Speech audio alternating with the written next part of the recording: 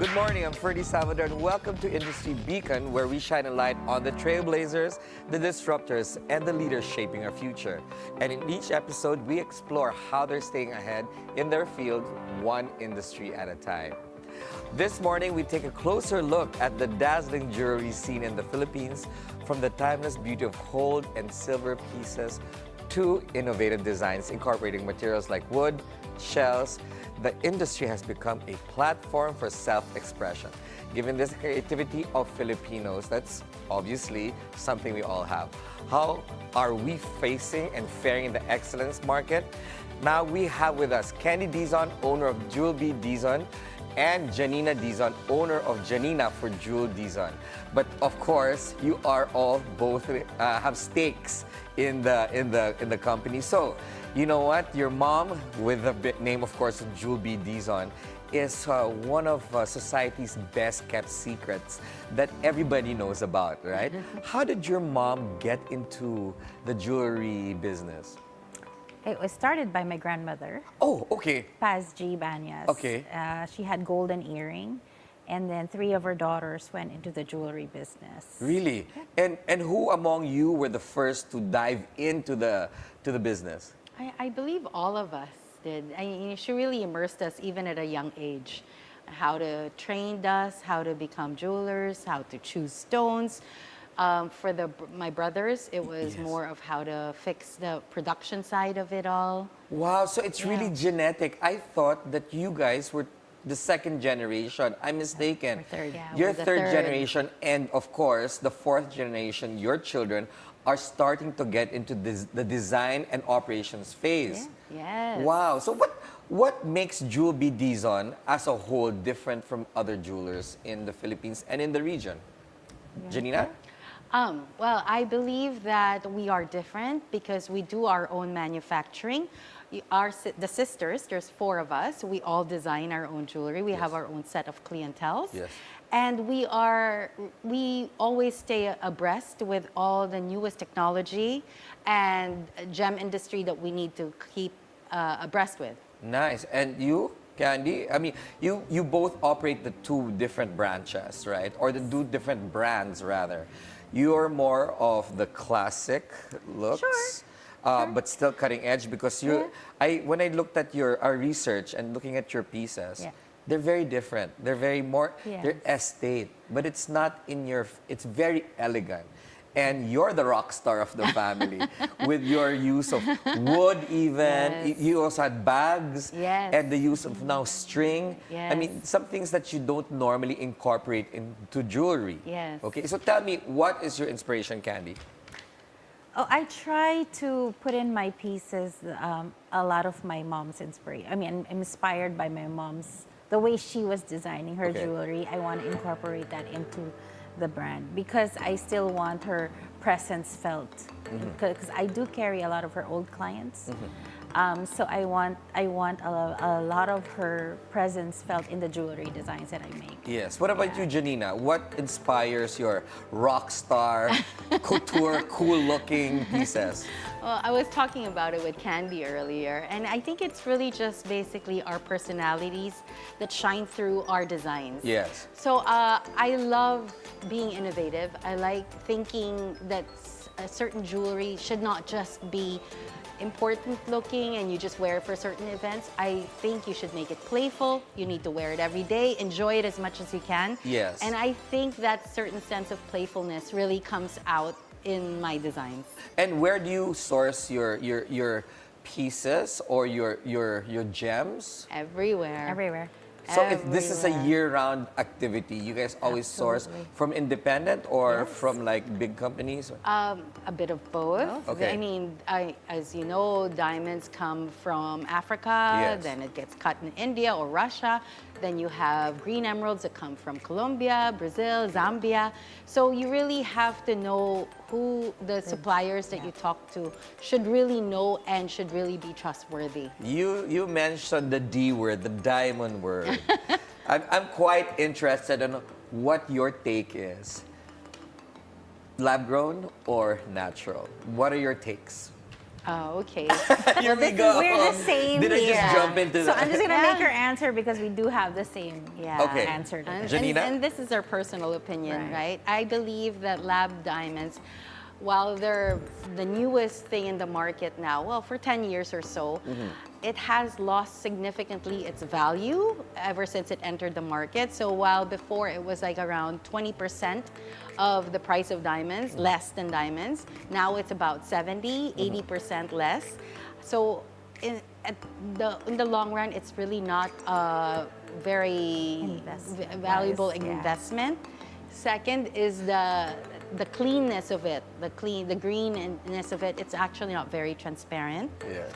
So there's a lot more to be. Environmentally. Yeah, environmentally. So I'm feeling a little bit of an objection to lab-grown diamonds. Is that a fact? It's okay. Yes, it's a personal it's a opinion. fact. Yes, Okay. it is for us. Especially for us. So, Yeah. but do your clients ask for that option? Have they? No, No. but there have been a lot that have been duped. And that's why I want to... This is okay. Yeah, Right. this is why I want to say it. Let's dive into that. How do they get duped into this? Is it a misrepresentation of the actual product? Yes. Yeah. Yeah, so basically sometimes they just most usually they're agents, they don't really have their own stores. Yes. So they tell you a price that's too good to be true, you jump on the chance, you have it set or you have it made or appraised, and once we do, we see that it's not natural. Oh my And goodness. therefore, the price of it significantly gets reduced. Yes, but I because of see. that. I mean, houses such as the Jul B Dizon house normally don't really just deal with diamonds. I noticed that you've got a lot of different. This is why I'm attracted to you guys because it's not just the tennis bracelets. Although you guys are wearing some, there's a wide array. Are there other lab-grown gems aside from diamonds? Yes. Synthetic? Yeah, sure. Yes, there Such are as? many. Everything has Sapphires, synthetic. Because Banana. I asked you about Ruby, lab-grown yeah. diamonds. What about heated or treated gems? What are your thoughts on that? Heated actually is for sapphires. Yeah, it's Heated are like acceptable. it's an acceptable part of the industry. About 95% of sapphires are heat Yes. treated, so we accept that as well as Rubies. minor oiling Yeah. for emeralds. Minor oiling. Minor oiling. There Okay. is such a thing as So you guys can tell. Obviously, I the expert. suggest when you buy something that's significantly worth, you have to get a certificate for it. Yes, but Yes. there are also certificates for certain lab-grown gems, right? Yes. So Yes. how will our consumers or how are those people, our viewers out there, protected from that? Because it is certified, so it is valuable. The certificate will really have to state that it's mined, where the origin is. If the certificate says it's lab grown, it's lab grown, but it's certified, but it's still lab grown. Why do you think there's a need for a certification of lab-grown diamonds if it's not Oh, natural? I don't know. Oh, Why? only to make sure. It's basically To separate. disclosure. Yeah. Full disclosure. Yeah. So you know what you're buying, right? Very Yeah, interesting. so there Well, are. Christmas is upon us, and I'm Yes. sure this is your high season also in terms of gift giving, right? Sure. So I'm surprised, okay, that the market still accepts lab grown. Not that, of course, again, it's a personal opinion. There's nothing Some wrong people, with buying yes. lab grown. I just think that the people that are selling it should be upfront about it. That's the disclosure right Yes, there. right. Disclosure. And But- it's not cheap. So even if it's cheaper than a diamond, it's not necessarily cheap. Okay. Yeah. If a diamond is 1 million, a lab grown is what? No, 10, 200. 200,000 still. Yes. That's still 200,000. So it's not like, But the market value, obviously, there's no yeah, because less. jewelry, there's Yeah. always an exchange of hands from one owner to the next, to the next, to the Yeah. next, whatever it Sure, may be, yeah. right? It is a commodity. It Yes. is semi-liquid, basically. Yeah, technically, if you buy a lab-grown jewelry, then 10 years from now or 20 years from now, whoever your heir is, like whoever will probably not have Yeah. a lot of. Yes. You know what I mean? I don't want to say it, but I'm just saying. No, the value is Yeah. significantly Yeah, let's decreased. say like Yeah. you need money, Yeah. right? Yeah. And you want to liquidate. Yes. Something of that Yeah. lab grown will not have the same price that you bought it for. Okay. As opposed to diamonds of certain quality and color will always fetch a certain price range. for Okay, it. let's talk about your favorite kind of gems. What's your favorite kind of gem, Ooh, my Janina? God. Is it like choosing from your children? Yes, it is. It is. I mean, I'm a diamond girl through Yes. and through, but right now my current favorite are black opals. Black opals. Yeah. I'm surprised. Yes, I quite didn't used rare. to like it growing up, but then now I can't get enough of it. Why is that? I think I there's think just rarity. rarity. Yeah. Yes, rarity. It's Okay. yeah, Also. significantly getting rarer to Yeah. get them of certain value and quality. Yes. And just the mystery of the opal is really tantalizing to me right now. Wow. What about you, Candy? I'm always going to be a ruby girl. It's my birthstone. Oh, okay. Yeah, it's my mom's birthstone. As well. So, Yeah. so So, they what's- say that if you wear your birthstone, it gives you a certain amount of power. So Really? I believe My in it. birthstone's diamond. So Well, can I, there you can I go. have your pieces? There you go. All right, but we're going to go pick up on that in just a little bit. We're going to take a quick break. Industry Beacon will be right back. Stay with us.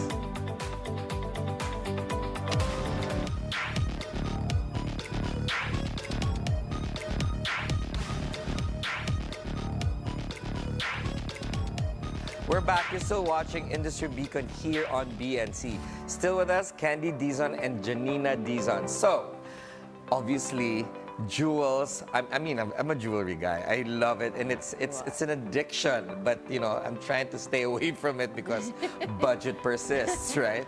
However, after the pandemic, people were buying art, buying watches, buying luxury bags and stuff like that. But that has significantly cooled down in the past couple of months. How is the jewelry industry faring from the cooling down? Is there cooling Yeah. down with you us? know, Not so the much. industry is resilient. Okay. Because you're talking of things of valuable materials, gemstones, naturally Gold. mined, gold, silver. I don't think it'll ever lose its luster. And in times of crises, these are the easiest things to carry with you, like during a war, you Yes. carry it, and then, or you can pawn it. Yes. You can resell it, and but we're talking about a certain quality of jewelry, Of right? course. Yeah. So As expressed earlier. yes, yes. So that will never, it will withstand time and time again. What about you? What do you think is selling more now? Obviously, there was a humongous Indian wedding that happened recently. Did that wedding push sales of emeralds? Yes. Yes.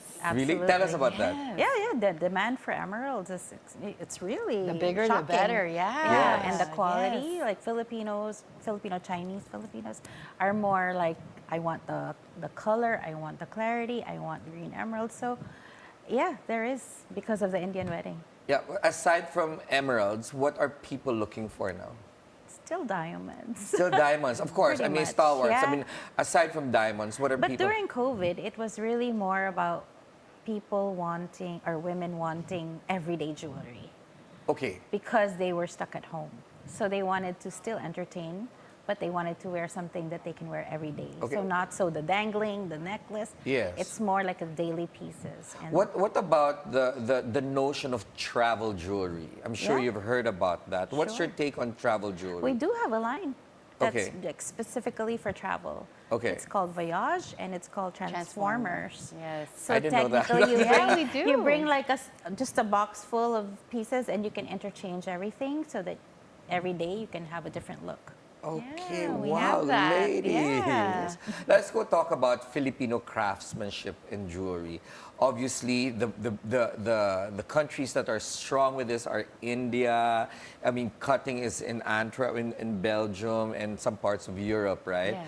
What about craftsmanship in the Philippines? How do you think we fare compared to settings otherwise? Like, for example, in Hong Kong, when you say Hong Kong setting, there's a certain standard, right? What about here? Unfortunately, I believe, it's almost as if it's a dying industry for artisanal workers, goldsmith, because it is time intensive, it is labor intrusive. There's a lot of factors before you become a master artisan. So that is dying, but the ones that we have, our workers, we are so proud of them. Are they generational as well? Yes, they are generational. Wow, so they're also part of the family. And they are taught. We know sometimes we have workers like that start out as houseboys, cleaners. Really? And when we see the potential, we tell them to, okay, maybe you should start polishing. And then they become really good at it. Yes, we have them. So you have not only given families generations of employment, but you're also championing something they didn't know that they had in them. Yes. So, but that's very important because jewelry, gems it's a relationship concern. If you don't trust, you don't buy. Yes, sure. Correct. So at least now you can tell your clients that, hey, look, it's actually come from trusted craftsmen or artisans that actually put your pieces together. Yeah. Yes. Wow. Well, plus our factory is at home, and my brother is the one that's managing it. Yes. So, Let's talk about that. How many family members are working for the company? We're five. We are five. We're five. Five. Okay, because there's Two only... sisters-in-law Yes. and two brothers. Oh, that makes Actually, six, yeah. Six. Yeah, six There's so now. many you Yeah. forgot. Yes. Yeah. We need all the family in it. Yeah, because like When it jewelry comes to houses such as jewelry. yourself, Yeah. also, but there's only a few in the Philippines that have, a family house like this. Yes. That's generational. Do you think your kids are going to be more like, for example, you've got two as well. What interests them in the family biz? We hope so, Yes. but one of our brother's kids, or a son, is now actually a gem cutter. So he started out Wow. learning in Thailand, and he brought the technology back here. Who is this child? Do I know? Calvin, Lucille's Lucille's son. son. Lucille's No, son. I feel very old. Yes. he polishes stones. Yeah. That's interesting. Yes, so he And then he would be the- the only gem cutter here, Correct. if that is so. And then the Not that we know daughters of. my nieces, The they all only gem design cutter in the that. Philippines, you mean? Yeah. Yeah, if That's yes. certified. Not Well, not yet. yet. Starting Getting there. apprentice, but starting. But once he gets certified, he's going to be the only certified gem we cutter. believe so. We Well, believe so. Then it's no longer a dying industry if your We family hope so. members are Yeah. championing We this. are trying to involve them as much as we can. Yeah. Okay. What about the heritage of Jul B Dizon? How are you keeping her name alive in the market? Well, it's our 48th year. Wow. Next year, yeah. Next Yes, year. Next year. So how do we keep it? Well, all our shops are named after her. Yes. A lot of her clients still go to us. And a lot of our collections still are inspired by hers. Yes. So I feel that Jul Dizon is it's really just the name that, in itself. It's is really already her, no? bringing- Yes. Yeah, Her it's name will her. live on. Yes. Yes, Her name will live I'm on. interested. Just for the sake of my curiosity, what's the biggest gemstone you've ever worked on or sold? Grabe. No, What is talking the about biggest value, okay? gemstone? Yes. The biggest gemstone. Yes. The biggest gemstone. Siguro mga 150 carats. Diamond? Aquamarine. Oh, You said aquamarine. gemstones. Okay, so sorry, diamond. Yeah. the biggest diamond. Janina. I think mine is over 60 carats. Wow. Okay, talking about sizes. For those people watching us, how do they start their jewelry collection? What do you suggest? Where do they start? Earrings, necklace, ring, bracelet, and at what? The basics. Yeah, what are the Yeah. basics? Pearl stud, diamond stud. I mean, Okay. I would say start what you can afford for Yeah. the best quality there is. The money that you put in, start with that, whether it be diamonds, whether it be pearls, a bracelet, earrings. Like, be very mindful Of the quality. Yes, of the quality, because that It is lasts what's longer. Yeah, it will keep you happier for Okay. longer instead of just keeping upgrading and upgrading into something. If you have key pieces that will, of quality and value. It will withstand the test of time. And this is something that you can pass on to your children as well. How did you start? You have a daughter and you've got 2 daughters, and your siblings have also got females in the family. How did you start their jewelry collection? Oh, I keep it. I buy it and I keep it for them. You have to buy from your own store? Oh, sure. Wow, okay, that's why the business is But I lucrative. keep it first. They're not ready for it yet. Especially they live in Toronto, so Yes. they don't really wear so much there. So I just keep it in my safe. Okay. But eventually they'll just be shocked at what they have. Okay, investment-wise, Yeah. aside from diamonds, what do you suggest, people to purchase? now? Watches. No, What do you mean? jade. Oh, what Jade. gems? Yes. Yeah. Jade for you. Jade, definitely. Candy? Ruby. Paraiba. Yeah. I love paraibas, Yeah. okay. Yeah. Rubies You struck are a chord. very rare. Yes. Yeah. But okay, let's talk about paraiba. Not a lot of people know paraiba. It's one of the rarest, one of the most, what you call it? Coveted. Coveted gems nowadays. How did that come up? Yes. Tiffany. Right? Paraiba was Yeah. discovered by the gemologist of Tiffany. Yes. So that's why. And it's their color. Yeah, it's a beautiful, bright blue hue. Like Yes. swimming pool blue. Yes. I can see it in my head right now, and it's Yeah. making me happy. Yes. Yeah. Okay, so but aside from paraiba, what else would you suggest? I would go back to my black opals. Black opals. And I would go back to is my the black value now opals. holding? Yes. Yes. It will always hold its value. Really, of course, or increase definitely. Yes. Right? You talked about Always. rubies, which is your favorite Yep. gem. That's still very rare, so Rubies are rare now. well, especially More than if 3 the carats. color, yeah. More than 3 carats is rare now. And the pigeon blood and the Burmese Yeah, the origin. origin. Oh, okay. Yeah. So tell me, what's in the horizon for Janina by Jul B Dizon or Jul B Dizon, the main line? Ooh, the horizon. Well, we celebrate our anniversary every July. So I guess we're going to be having a show as usual that will showcase their new collection. Yeah. It's always going to be a surprise. What about design-wise? I'm so interested. Rockstar, what's your...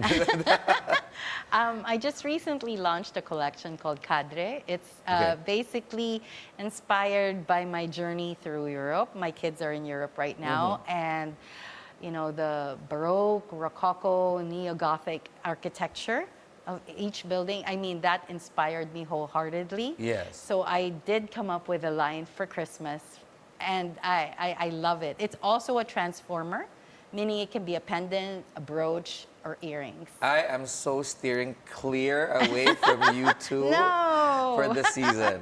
Thank you so much, ladies, for being here and giving us light on some questions that people will not normally ask. Thank you for having Last us. question, what's your biggest mistake, very quickly? Ooh, biggest mistake. Yeah. Not buying something when I should have. Oh, okay, great. Oh my gosh. Buying something that I That you shouldn't have. So it's the other way around. All right, Candy, Janina, thank you so much. And that is it for today's show. I'm Ferdi Salvador. Catch the Bilyonaryo News channel on Free TV Channel 31 and on cable via Cignal Channel 24. Thank you for watching the Bilyonaryo News channel, always on top.